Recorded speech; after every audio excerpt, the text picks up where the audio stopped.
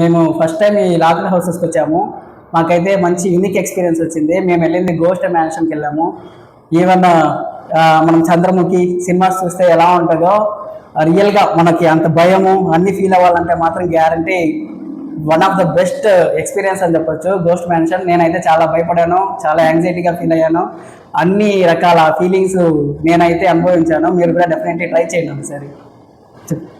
నేను first time చాలా ghost హౌస్కి వెళ్ళినాను, కానీ ఈ గోస్ట్ హౌస్లో ఎక్స్పీరియన్స్ చేసినంత ఇక్కడ ఎక్స్పీరియన్స్ చేయలేదు.